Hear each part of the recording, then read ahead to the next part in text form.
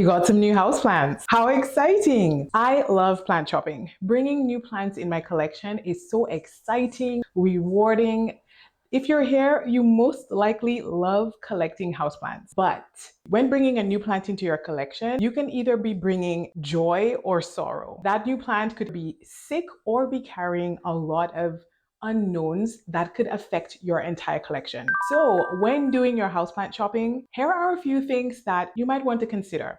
I'm going to talk about things you should do while you're shopping and what you should do when you bring those plants home. There are so many ways to go about this. This is what I like to do and a few extra tips that I found while researching this topic. If you're new, hi, my name is Stephanie. I love collecting and talking about houseplants. A healthy plant, and by extension, a healthy plant collection, starts before you bring that new plant home. So when shopping, especially when you zero in on that plant that you're looking to get, examine the plant carefully. Look out for things like brown spots on the leaves or yellowing leaves. One or so yellowing leaf here and there isn't too bad. But if there are multiple yellowing leaves or browning leaves, brown spots, watch out. Also, look for white specks or white fuzzy things on the leaves. I don't need to go into detail for those of you who don't like to talk about pests, but let's just say that's not a good sign. Stay away from any plants that have webbing on it, not one you'd want to introduce into your collection. The point here is to watch out for the health of the plant by looking closely at the leaves. Also, look out for new growth. I actually usually buy plants that are pushing out a new growth. So not a new leaf that's already unfurled. I usually pick the plant that is showing signs of an active growth. That tells you that the plant is doing well and it's pushing out, it's actively growing. So look for actively growing plants. Another place you'd want to look at is under the hood. Feel free to take the plant out the pot.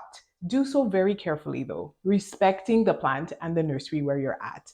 Take a look at the roots. Stay away from any roots that's yellow or brown or mushy or looking dry and shriveled up and ready to fall apart. Look for juicy, healthy roots. Also, when examining the plant, look out for creepy crawlers in the soil as well. Look out for anything that's suspicious. I actually like to stay away from all creepy crawlers in the soil because I think that even if I don't see anything, there could still be eggs in there. So imagine if I actually saw something moving in there, then oh my goodness, like, no. I just like to stay away from any plant with creepy crawlers in the soil. Let's throw it back to August of 2023. I thought I struck gold when I found a philodendron pink princess at my local grocery store. I was so caught up in the hype and excitement of having found this plant that I totally skipped my routine of checking the roots when purchasing a new plant. Action happening here. I'm going to take a closer look and see if that's pests. Yep, they are pests. They're moving. So I'm going to treat this soil and then we'll go from there. Do not make the mistake that I have made of thinking, I can save it, I can rescue it. Rescuing plants come with risk. When you bring a plant that appears to be sick home, it can sometimes be really frustrating if you're not able to rehabilitate the plant. And you also risk bringing bacteria or disease into your collection. For example, if you cut the plant. If you take a cutting or snip the plant, you prune it, and then you forgot to clean it and then cut another plant, you could be spreading bacteria between your plants. And also, the issue could be more than just maybe it was under or overwatered. Sometimes there could be pest issues that we just don't know about. So I like to protect my investments, not just the one that I'm looking at currently, but my entire investment, and stay away from unhealthy looking plants. And don't be afraid of a plant that's a bit root bound because of what we're going to talk about next when you bring that plant home. Congratulations! You've purchased your plant and it's now at home. It's so exciting. I love bringing new plants home. Here are the things that you need to do. First and foremost, wash the leaves. Washing your plant when it gets home is essential. Take off all of that dirt, grime, and potential pests that maybe you didn't see or aren't visible with the naked eye. When I first started bringing my plants home, before I had insecticidal spray and all of these things, I just used to wash my plants with good old dish soap. So I would take my plant to the sink, I would put dish soap in my hands, and I would rub top and the undersides of the leaves, and I would sort of massage the leaf a little bit. For me, that was quite therapeutic. The reason I did this was because in case there were any eggs or in case there was anything attached to the leaf, I could really loosen it and sort of detach it and wash it away. So the minimum I think one can do is use at least dish soap just to help move things around a little bit, and then you can wash it off. Another thing I've seen people use is Castile peppermint soap. I think maybe the peppermint in the soap helps to sort of eradicate pests without being too harmful or too harsh on the leaves. So I've noticed that they may dip it over, sort of soak or wash them in it. And if you're doing that, I would also suggest sort of rubbing and massage. It's so therapeutic, especially if there's texture on the leaf. Don't get me started. I mentioned that I used dish soap when I first started. I also started using vinegar. So I would dilute vinegar with some water, and I would also spray and wash my plants in vinegar. At the time, I didn't have the peppermint soap that people use now. That also worked very well for me. Editing Stephanie here. I feel like there are a few things I should mention about how I used vinegar. So I used a 50-50 ratio. So I had half vinegar and half water in a spray bottle. And I would also only use this on the leaves of the plant, meaning I would not let this touch the roots of the plant. After I sprayed it, I would typically use some paper towel and wipe the top and undersides of the leaves. I would also ensure that the plant leaves does not come into contact with any direct sunlight after doing this. I just think it would be a bit too intense to have vinegar and then direct sunlight hitting the plant. I've also used Safer's insecticidal soap. I liked it. I didn't love it. I did like it better than using the vinegar. I found it a little bit more effective at keeping pests at bay longer, but I found an even better solution. Right now, I use horticultural oil, and on my Amazon storefront, both for Canada and the US, I have some suggestions there as to what you can use. The one that I use is actually not available on Amazon. I'll put a picture of what it looks like, so you may have to do a little bit of digging to try to find that one, but it's sold in Canada at Home Hardware, I believe at Home Depot and some plant nurseries. So you can look around there for it. That has worked beautifully for me. I've been using it for about, I think maybe 4 months or so, and it has worked very well. It's so easy to use and it leaves my leaves nice and shiny. I recommend that. I absolutely love it. I've never used it, but I've heard that neem oil can leave the leaves looking quite sticky. So I actually stay away from that. And I got this recommendation from Jenna's Plants. I will link her YouTube page down below, and I've been enjoying it since then. This step is actually a little bit of a debated one because many believe it's not necessary, but I believe it's essential to keeping, I don't want to say pest free, but keeping like the really troublesome pests out of your collection. And that is to repot. Some believe that repotting new plants when they enter your collection can stress your plant out. And that's true. It very much so can stress the plant out, depending on the plant. But I think with that, the cons far outweigh the pros with this. I'll explain. When a plant enters my collection, I prefer to repot right away. And I do this for, I want to say, maybe 90% of the plants that come into my collection. I'll explain the other 10% in a minute. The reason that I do this is because I do not like having foreign substrates in my collection, especially from big box or nurseries. Err on the side of caution and remove all outside substrate on my plants when they come in. Remove, wash the roots off as best as I can, as gently as I can, spray them down nicely just to help eliminate anything that might be on there and repot it into my substrate. Another reason that I do this is because growers or nurseries tend to pot plants in mediums that match their care and their conditions.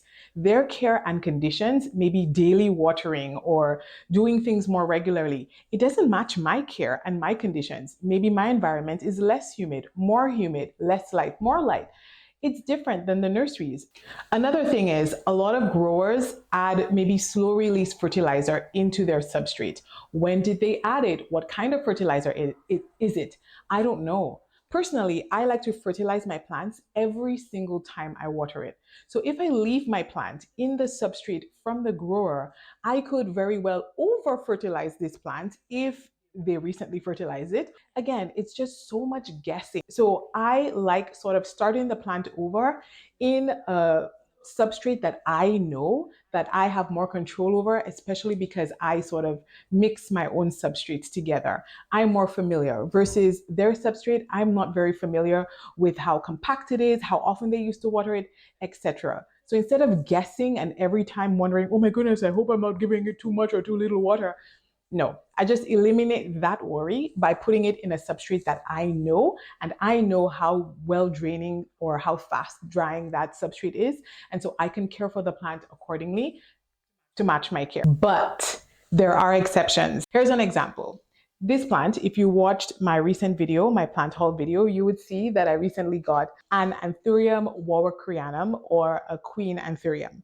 And if you look carefully, you will notice that it's still in the substrate that it came in. Well, I guess you'd know that if you watched that video. If not, it's still in the substrate that it came in. But why? Well, if a plant is from a genus that I'm not familiar with, or it's a very sensitive plant, very delicate, like these anthuriums are quite delicate, or if it's hard to replace if I lost it, these are things that I would consider that may cause me to not repot the plant. These plants are already so delicate, so sensitive that if I repotted it, I could risk losing the plant entirely, and replacing the plant, or for that one, propagating it, would be extremely difficult because it's so little and there are no nodes currently. Situations like these, rare situations, I would not repot the plant.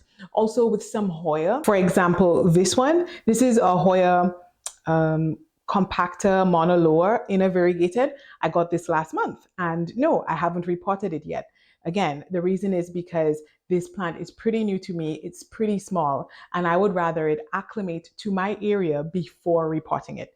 So now that I'm feeling more confident with this plant, I'm actually ready to propagate it. So look out for that video, it's coming soon.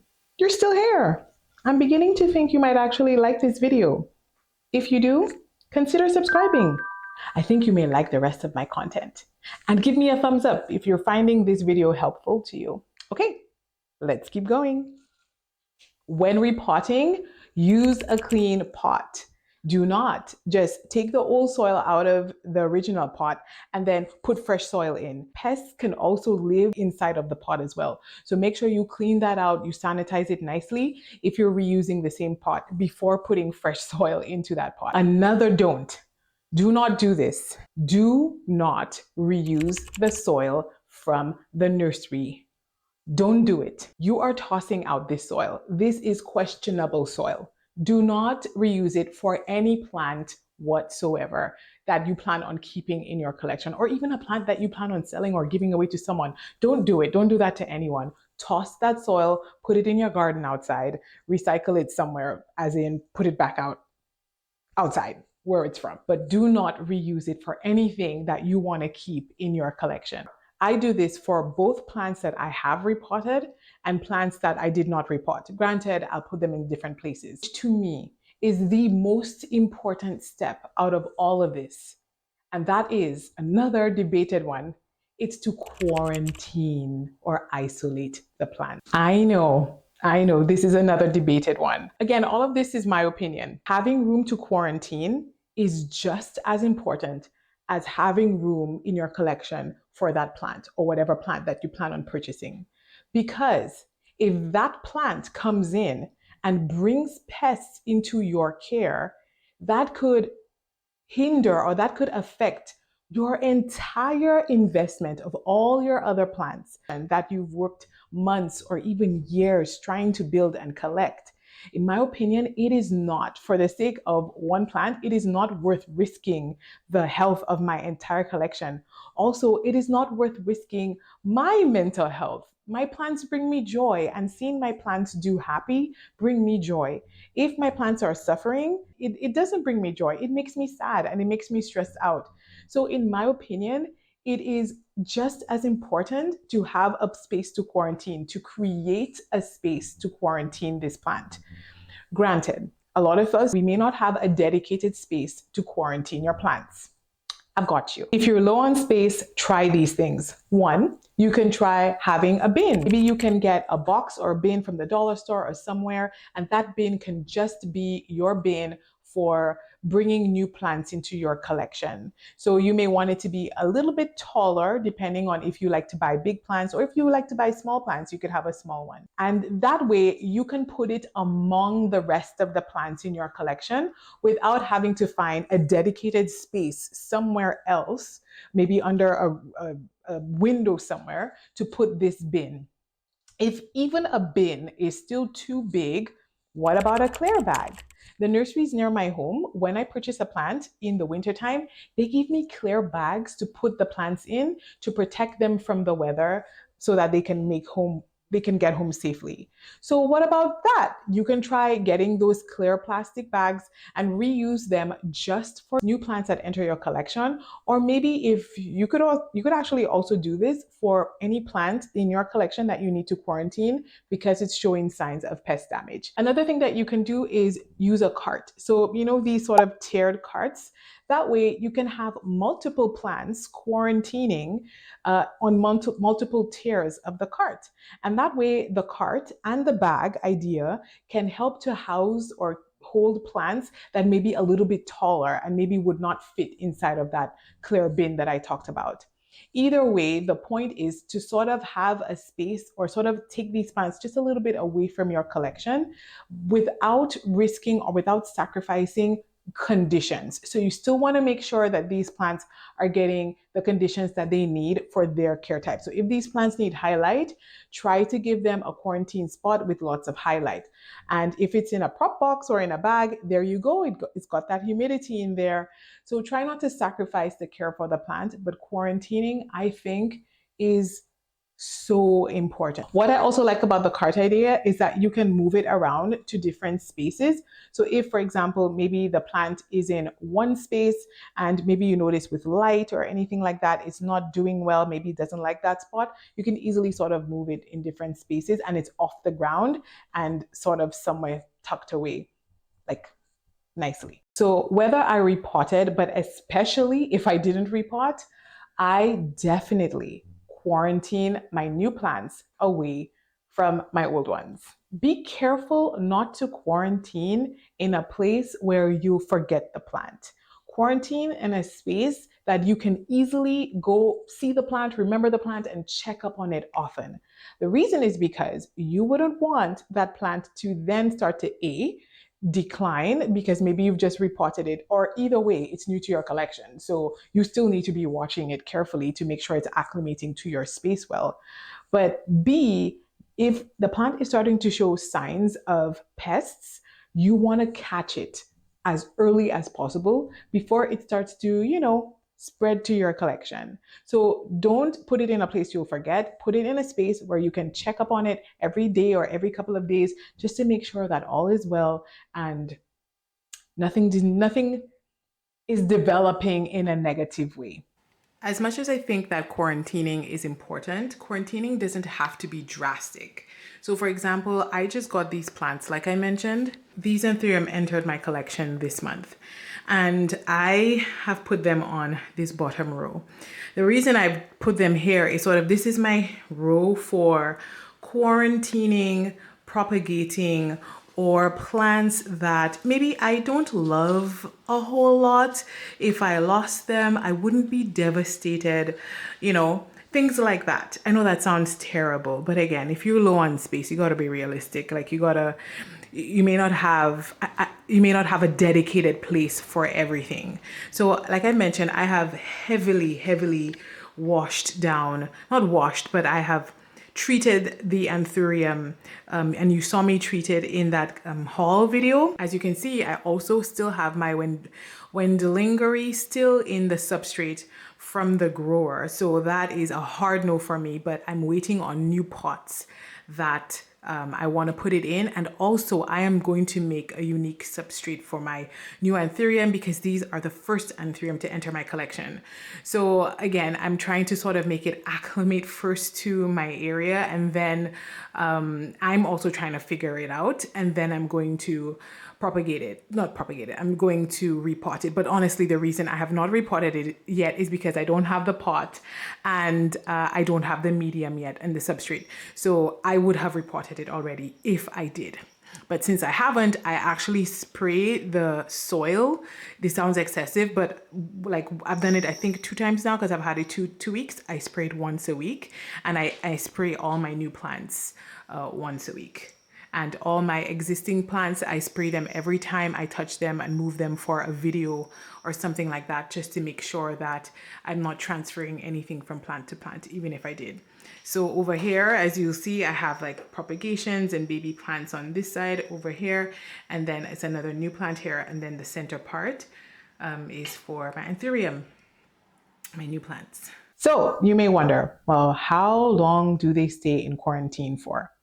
I think for every person, it could be a little bit different. If I repotted a plant, I would keep it quarantined for about 2 to 3 weeks before moving it to different parts of my collection.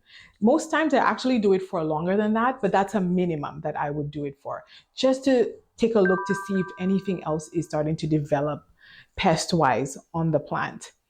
If the plant has not been repotted and it's still in the grower substrate, it will stay there for at least 4 weeks. Online actually recommends 40 days for plants that enter your collection that haven't been repotted. I'm not sure if I do 40 days, but that's the online recommendation. And then after that, enjoy your new plant, baby. And that's it. These are the things that I do to protect my collection and my investments from pests. I hope you enjoyed the video, and I hope you have fun shopping for your new houseplants. Thanks for watching, and I'll see you next time. Thanks again for watching. If you liked this video, here are some videos I think you might enjoy. A big thank you to our Patreon members, especially our tiered members. There's Rachel and Carla in the Diamond Falls tier, Patricia in the Piton tier, and Elaney in the Pigeon Island tier.